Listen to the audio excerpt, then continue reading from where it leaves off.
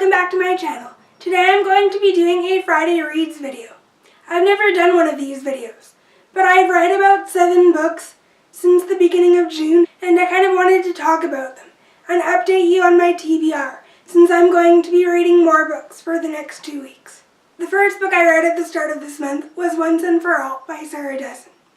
This is a YA contemporary standalone, and it's Sarah Dessen's latest release. This book follows this girl named Luna, who is the daughter of a wedding planner. She helps her mom plan weddings. Luna's first love ended tragically, and ever since then, she's believed that she's not supposed to fall in love again. But she comes across this guy named Ambrose at a wedding she works at with her mom, and because Ambrose needs a job for the summer, he ends up helping Luna and her mom plan weddings with her team. Through this job, Ambrose and Luna get to know each other, but Luna is determined not to get into a relationship with him. So Ambrose and Luna come up with a bet. Since Ambrose is a ladies' man, he's supposed to date one person, while Luna is supposed to try to be like Ambrose and date many people and not necessarily get into a relationship with one. Luna agrees, and she's determined to win. I liked the friendship that developed between Luna and Ambrose. It was a sweet friendship, and they had a nice, playful banter with each other. I didn't see the plot twist coming in this book. I was surprised. I understood about the plot twist, considering it was an obstacle for Luna and Ambrose to get together, but I didn't really like it very much. I ended up giving this book 4 out of 5 stars. This is one of Sarah Dessen's more well-written contemporaries. Next, I read That Summer by Sarah Dessen. This is another her contemporary standalone, and it's actually Sarah Dessen's debut novel. This book follows a girl named Haven, who's trying to cope with all the changes that are happening around her. Her parents are divorced, her dad is remarrying someone, and her older sister is also getting married. Her mom is also trying to embrace a single life, now that she's divorced. Haven isn't sure how to cope with all these changes that are happening around her, so when her older sister's ex-boyfriend shows up, he reminds her of a summer when her family was happy, and she's wondering if she should try to get that happiness back, or if she should just try to embrace these changes. I gave this book 3 stars. I liked it overall, but considering the book was so short, I didn't necessarily feel that the story was developed enough. I also didn't like the writing style and the fact that throughout the story we're continually reminded of Haven's height and how she doesn't like that. And by the end of the novel, I didn't really care about the fact that Haven didn't like that she was tall. However, I think the book handled the family relationships well, with the relationship between Haven and her sister being the main focus. Next, I read Someone Like You by Sarah Dessen. This book follows the main character named Hallie and the fact that she needs to support her best friend named Scarlett now that she's pregnant. Hallie and Scarlett have been best friends since they were little. Scarlett is actually the one that started their friendship. Scarlett's always been the one to support Hallie, but now their roles are reversed. Scarlett fell in love with a guy named Michael Sherwood. He dies at the beginning of this novel. Now Scarlett is pregnant with his baby and needs to handle that situation. This book focuses on Hallie helping Scarlett through her pregnancy, but Hallie does develop feelings for Michael's best friend named Megan Faulkner. I really liked the friendship in this book and how supportive Hallie was of Scarlett. I liked how the start of Hallie and Megan's relationship developed. Megan, however, is an underdeveloped character. We don't really find out a lot about his background. There are things that a girl knows about Megan that Hallie doesn't know, so she feels distant from Megan. She feels that Megan is hiding something from her. When Hallie does talk to Megan about it, we don't really find out any information about this character that they're discussing or anything about Megan. So because of that, I felt that Megan was an underdeveloped character. I also felt that he was a little too pushy when it came to sex with Hallie, so this kind of turned me off about his character a little. I did see the plot twist coming because I have seen the movie called How to Deal that this book is mostly based on, so I wasn't surprised about the plot twist in this book. I liked the conclusion to this book, but I felt that some things were missing. Hallie and Megan don't even discuss the plot twist, so I didn't really feel that there was any resolution to their relationship because of that. I did enjoy this book overall, but I did have some problems with it, so I gave this book 3 stars. The next book I want to talk about is Dreamland by Sarah Dessen. This book follows a girl named Caitlin. Caitlin's sister Cassandra has recently left the family to start her own life, without any explanation as to why she abruptly left.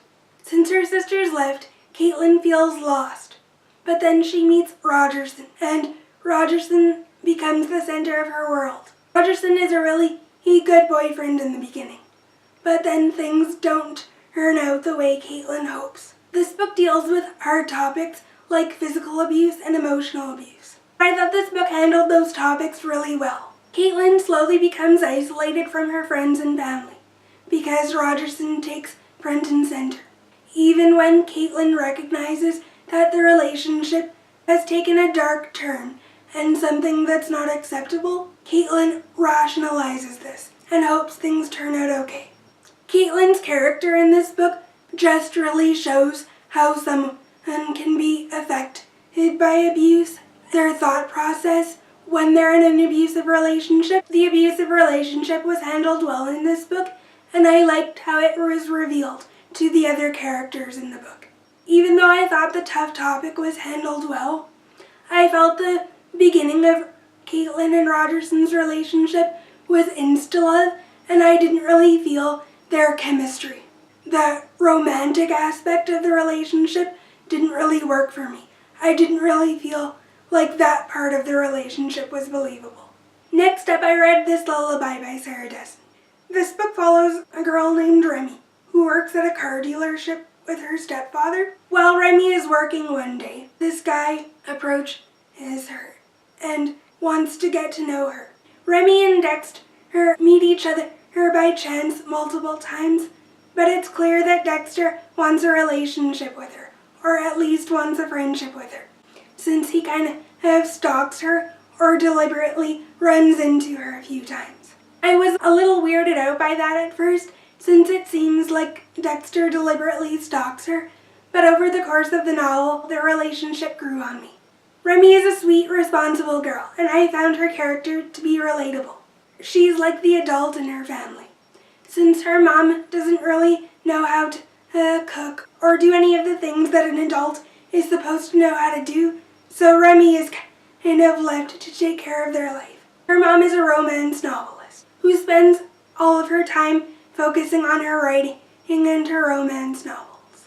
Remy's mom has been married 5 times, though Remy doesn't really believe in relationships, and she doesn't think that true love is possible for her because her mom has been married 5 times. She doesn't really believe in true love. Dexter shows her what relationships and romance in general is all about. Over the course of the novel, Remy's ideas of romance and relationships change. Like I said, Remy and Dexter's relationship grew on me, and I liked the family relationships that were explored in this book, and how Remy grew as a character. I gave this book 4 out of 5 stars. This was a sweet, fluffy contemporary, and I enjoyed it. The next book I read was The Truth About Forever.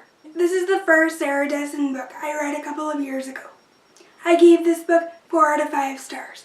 I really enjoyed it the second time around.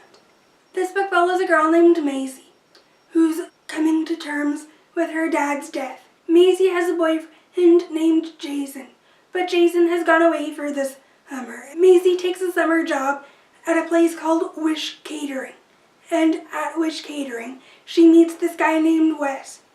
She seems to really like Wes and the new friends she meets at Wish Catering.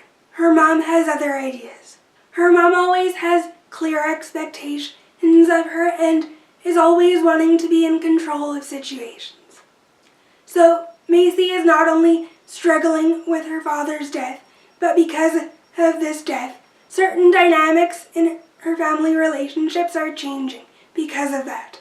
I really liked how Wes and Maisie's relationship developed in this book.